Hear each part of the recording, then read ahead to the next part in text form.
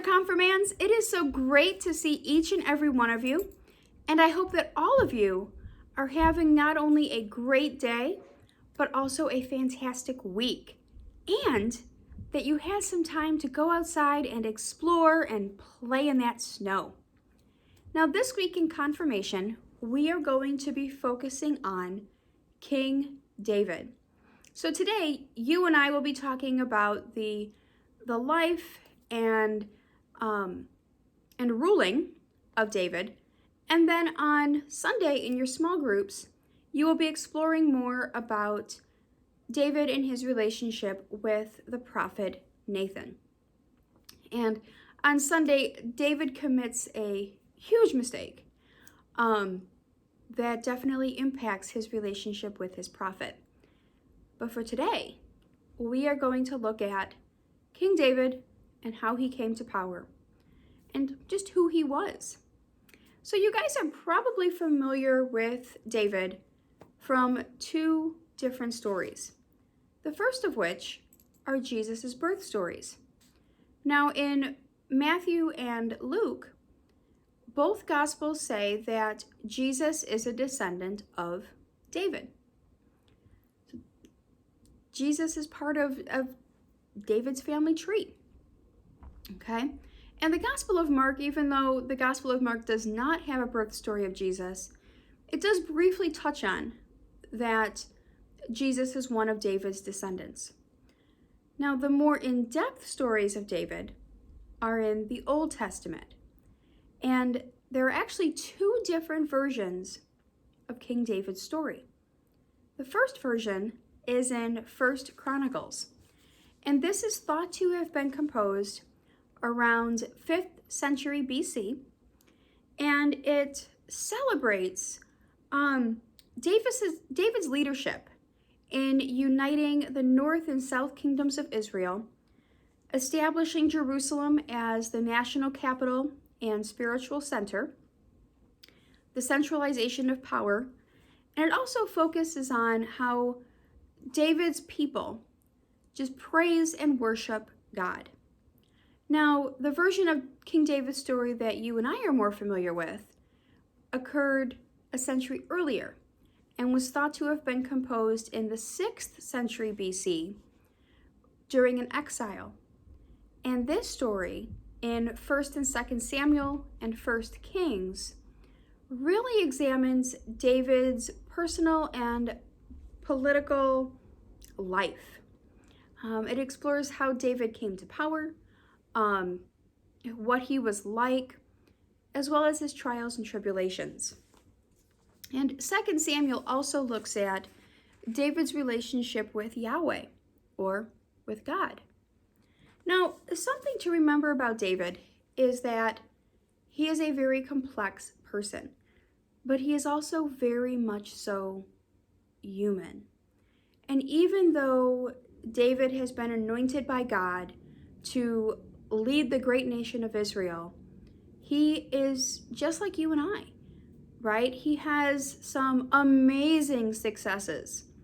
He has his good days where everything is going right, ruling Israel, and nothing can possibly go wrong. And he also has his bad days where he fails or he makes huge mistakes. He's incredibly mean and he has to ask for forgiveness. So there are a lot of things that, even though David was a mighty king, he's very much like the rest of us. Now, David's story begins in 1 Samuel chapter 16. And King Saul has fallen out of favor with God. So the Lord sends Samuel to Bethlehem to visit Jesse. And he instructs Samuel that one of Jesse's 8 sons will be the next great leader of Israel, and that Samuel is to anoint one of these sons. So there's a big feast, and Jesse brings his 7 sons. Remember, I said there were 8. And the 7 sons are there, and they're celebrating, and they each, go up to Samuel, And each time the Lord tells Samuel, not this one. Nope. Keep on moving. So, like I said, all 7 pass by. And Samuel goes, well, Jesse, don't you have an 8th son? And Jesse goes, well, yeah, I got an 8th son. He's my youngest, David. He's outside. He's mending the flock. He's a shepherd. Very chill. Samuel goes, well, bring him in.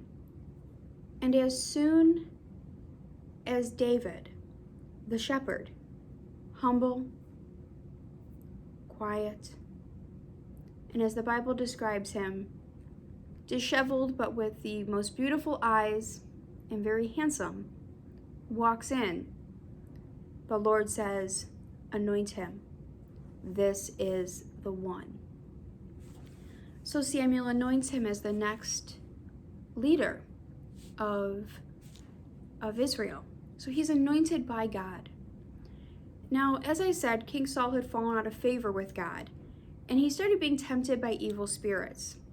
So David was summoned to come play the lyre for Saul and console him and get him out of his evil moods. And it is during that time in David's life that there becomes a great war with the Philistines.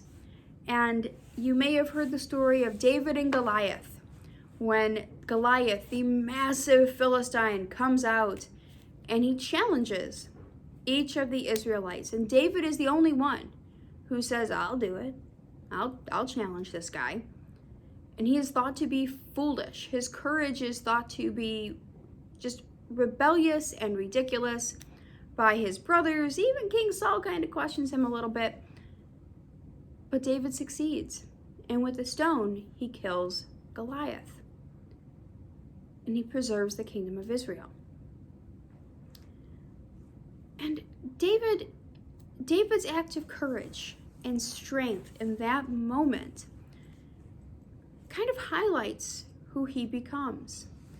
And from there, with trust in God and God's guidance and leadership, David goes into battle. And he becomes Israel's most powerful king. And he accomplishes some great things. He's the preeminent king among all ancient Israel's kings. And he unites the kingdoms. He unites the north and south kingdom. He makes Jerusalem the capital, the center of not only government, but the spiritual center of Jerusalem. And he takes the rebellions that are happening in the kingdoms amongst Saul and just brings them together as a more coherent governing force. So there's just a change. There's a change in Israel's political environment under David. But now something to recognize is that while David is doing all of these amazing things, right? He's uniting kingdoms, he's establishing a capital, he is centering worship. He's also doing some things that are pretty horrible. He becomes Saul's rival. He marries Saul's daughter, and he creates such a division within Saul's family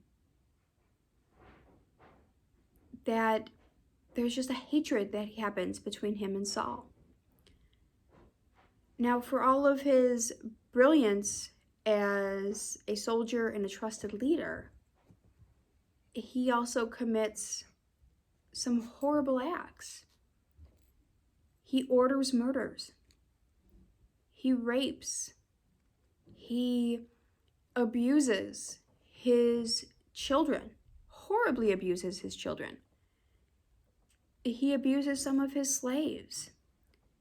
And it shows that he is a deeply flawed human being. But through those flaws, through sin and crime and evil, David still trusted and believed in God. And God repeatedly remained with David and showed him forgiveness. Now, like I said, David did some amazing, amazing things, right? He did some great acts of unity and crushed civil wars, was a magnificent soldier. And then, like I said, he also did horrible things. So that brings to mind, and something I want you to think about this weekend, is what do we expect from our leaders? How do we look at our leaders? Do we put our leaders on such a pedestal that they are just destined to fail? Or do we see our leaders as being truly human, as making very human mistakes? And how do we grapple with, how do we come to terms with our leaders when they have egregious errors, when they do something that is so terrible, like order someone's murder or rape a woman? How do we come to terms with that? How do we hold our leaders accountable? And this is something I want you to think about, that for all of David's power and amazing things that he did, he still did some awful things. And it's something I want you to think about on how we view our leaders, not just in the Bible, but also today. And I'm going to leave you with that thought. I hope each of you has an awesome weekend, and I cannot wait to see you Sunday. See you later.